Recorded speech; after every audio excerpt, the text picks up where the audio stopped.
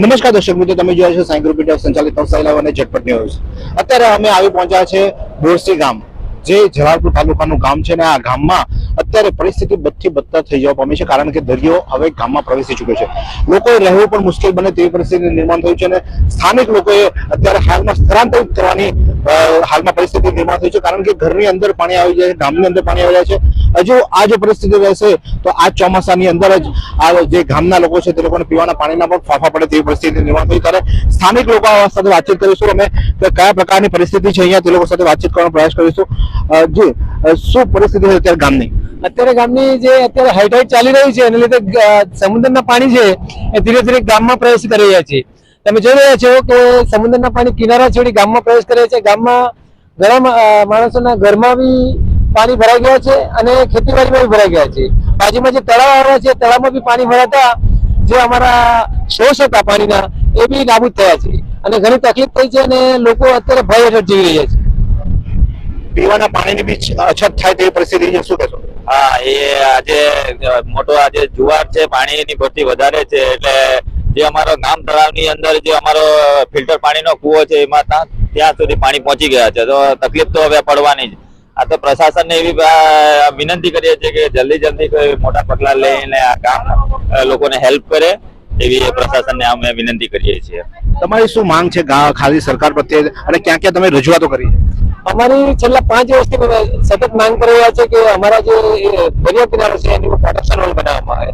તમે જોઈ રહ્યા છો કે બાજુના ગામમાં પ્રોટેક્શન વોલ થકી એનું સંરક્ષણ પૂરું પાડેલું છે। જો આ પ્રોટેક્શન વોલ બનાવવામાં આવે તો આ પાણી ગામમાં પ્રવેશી શકે એવી શક્યતા નથી। તો અમે પ્રશાસનને વિનંતી કરી જલ્દીથી જલ્દી અમારા ગામની એટલીસ્ટ બોરસી ગામ પરથી પ્રોટેક્શન વોલનું નિર્માણ કરે અને ગામને બચાવી લે, નહીં તો ગામનું અસ્તિત્વ આજે ખતરામાં દેખાઈ રહ્યું છે। ગામમાં કેટલા લોકોની વસ્તી છે અત્યારે હાલમાં? અત્યારે ગામમાં 560 જેવી વસ્તી ધરાવે છે। કેટલા લોકો સ્થળાંતરિત કરી ગયા છે આના કારણે? એના લીધે લગભગ 200 થી 300 માણસો સ્થળાંતર કરી ગયા છે। એ લોકો સિટીઝમાં અને બીજા ગામમાં ઘર લઈ લીધા છે અને ત્યાં એ લોકો વસવાટ કરી રહ્યા છે। અને જે લોકો મજબૂર છે, જે લોકો નાણાકીય રીતે સશક્ત નથી, તે લોકો હજુ અહીં જ રહે છે અને આ પરિસ્થિતિનો ભોગ કરી રહ્યા છે। તો અમે સરકારને જલ્દી વિનંતી કરીએ કે આ પ્રોટેક્શન વોલનું નિર્માણ કરે।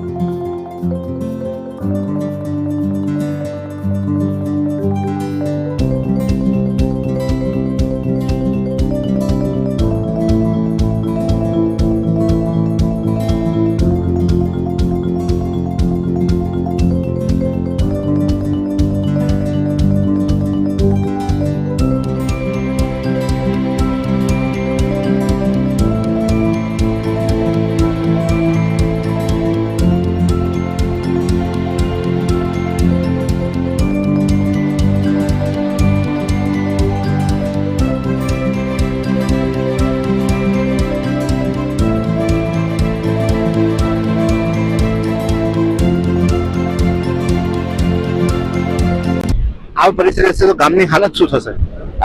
આવી પરિસ્થિતિ રહેશે તો આ ગામ માટે આ લાસ્ટ વર્ષ છે। જો અમે આજે કમસે કમ 7-8 વર્ષથી પ્રયત્ન કરી રહ્યા છે પ્રશાસન સામે કે આના કોઈ પગલા લે અને અમને હેલ્પ કરે, પણ મોડું થઈ રહ્યું છે। આ લાસ્ટ વર્ષ છે આ ગામ માટે, ને તો ઘણી મુશ્કેલીઓ પછી ગામમાં થવાની છે, કારણ કે બધા લોકો આમાં ગલ્ફમાં નોકરી કરીને 50 ટેમ્પરેચર કામ કરીને મકાનો બાંધેલા છે। આના પછી જે માણસ રિટાયર એ બધું થઈને આવ્યા છે, જેના 50 વર્ષની ઉપર થઈ ગયા તેને જોબ મળવો બી મુશ્કેલ છે। પછી આ બહારની સિટીમાં જવું મુશ્કેલ છે લોકો માટે કે કેવી રીતે અહીંયા ઘરો બાંધ્યા છે, કેવી રીતે બીજી સિટીમાં જઈને રહે। એવી આ પ્રશાસનને વિનંતી કે જલ્દી કોઈ મોટા પગલા લઈને બોરસી ગામને હેલ્પ કરીને આની પ્રોટેક્શન દિવાલ કરી આપે એવી વિનંતી। ગામ લોકો કહી રહ્યા છે કે પ્રોટેક્શન વોલ બનાવવામાં આવે અને પ્રોટેક્શન વોલના કારણે જ ગામ બચશે, નહીં તો ગામ નામશેષ થઈ જશે, એટલે કે જે અસ્તિત્વ મટી જશે ગામનું, તે પરિસ્થિતિ નિર્માણ થઈ છે અને વારંવાર રજૂઆત કરવામાં છે, પરંતુ તંત્ર સાંભળતું નથી। શા માટે નથી સાંભળતું નથી જણાતું, કારણ કે માછીવાડમાં પ્રોટેક્શન વોલ બનાવી છે। જોઈ શકો છો દ્રશ્યમાં કે વોલ અહીંયા સુધી આવી છે અને અહીંયાથી તેનું કામ અટકાવી દેવામાં છે, છેલ્લા કેટલા વર્ષોથી છે।